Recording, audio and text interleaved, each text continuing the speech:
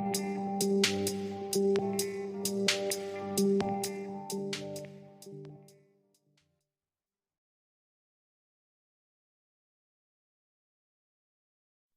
विद्यार्थी मित्रांनो.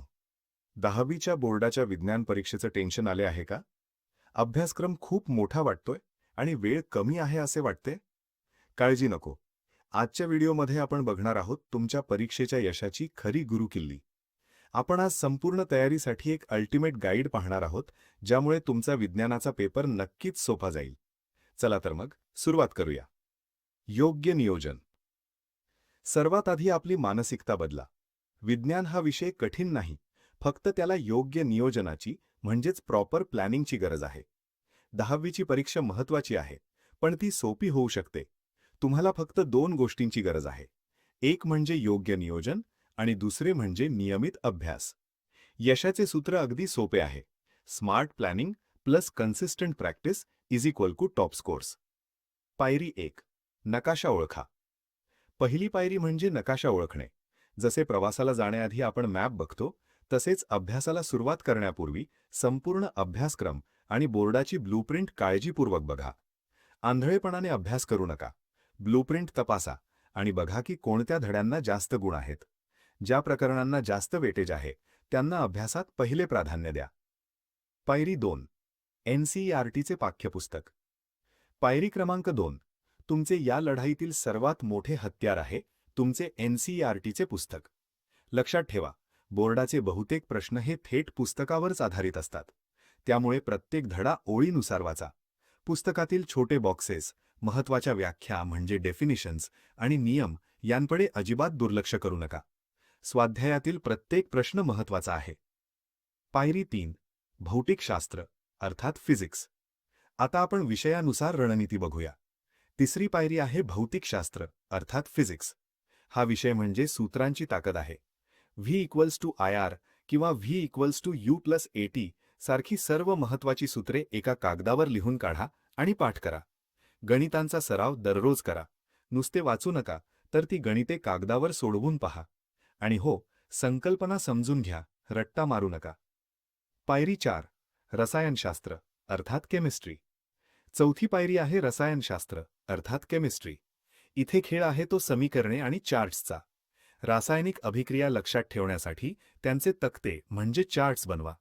आवर्त सारणीमधील मूलद्रव्यांचे ट्रेंड्स नीट समजून घ्या. सर्वात महत्त्वाचे म्हणजे समीकरणे संतुलित करण्याचा सराव करा. जर तुम्ही रिॲक्टंट्स आणि प्रॉडक्ट्स नीट बॅलन्स केले, तर पैकीच्या पैकी गुण मिळू शकतात. पायरी 5. जीवशास्त्र अर्थात बायोलॉजी.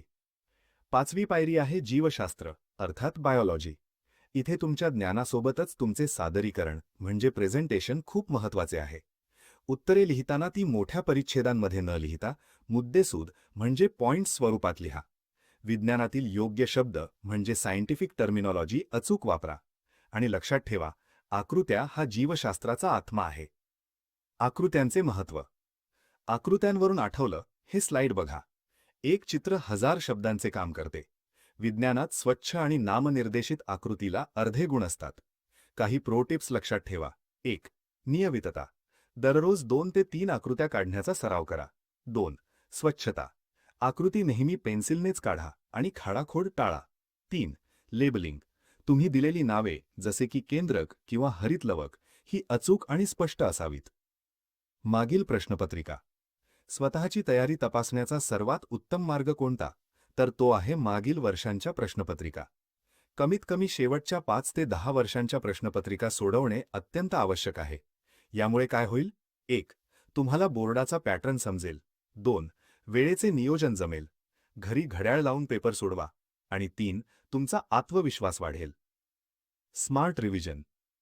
जेव्हा परीक्षा जवळ येते, तेव्हा पूर्ण पुस्तक वाचणे शक्य नसते. तिथे कामाला येते स्मार्ट रिव्हिजन आणि शॉर्ट नोट्स. अभ्यास करतानाच महत्त्वाचे मुद्दे, सूत्रे आणि व्याख्यांच्या नोट्स काढा. किंवा ओ बॉन्डसारखी माहिती एका दृष्टिक्षेपात वाचता येईल अशा नोट्स तयार ठेवा. परीक्षेच्या आदल्या दिवशी या नोट्स तुमच्या खूप कामी येतील. सातत्य म्हणजेच कन्सिस्टन्सी. मित्रांनो, यश हे एका दिवसात मिळत नाही. सातत्य हीच यशाची गुरुकिल्ली आहे. या चक्राकडे बघा. 1. रोज एका ठराविक वेळेलाच अभ्यासाला बसा आणि वेळापत्रक पाळा. 2. आठवड्यातून एक दिवस जसे की रविवार पूर्ण उजळणीसाठी ठेवा आणि 3. स्वतःची तयारी तपासण्यासाठी घरीच एक मॉक टेस्ट द्या. सादरीकरणाची कला. तुम्हाला उत्तर येतंय, पण ते तुम्ही मांडता कसे याला सादरीकरणाची कला म्हणजे आर्ट ऑफ प्रेझेंटेशन म्हणतात. तुमचे उत्तर जितके स्पष्ट तितके जास्त गुण. तुमच्या उत्तरपत्रिकेत 1. हेडिंग आणि सब हेडिंग स्पष्ट द्या. 2. उत्तरे मुद्द्यांमध्ये लिहा. आणि 3. महत्त्वाचे शब्द अधोरेखित करायला विसरू नका. तपासणाऱ्याला तुमचे पेपर बघून आनंद झाला पाहिजे. आत्मविश्वास आणि आरोग्य. एक महत्त्वाची गोष्ट लक्षात ठेवा. शांत मन जास्त गोष्टी लक्षात ठेवते. त्यामुळे अभ्यासासोबतच आरोग्याची काळजी घ्या. 1. मेंदूला रिचार्ज करण्यासाठी पुरेशी झोप घ्या. 2. हलका आणि सकस आहार घ्या. आणि 3. स्वतःवर विश्वास ठेवा. सकारात्मक विचार करा. तुमची बॅटरी 100% चार्ज असेल तर यश नक्कीच मिळेल. निष्कर्ष. तर विद्यार्थी मित्रांनो, तुम्ही यशासाठी सज्ज आहात का?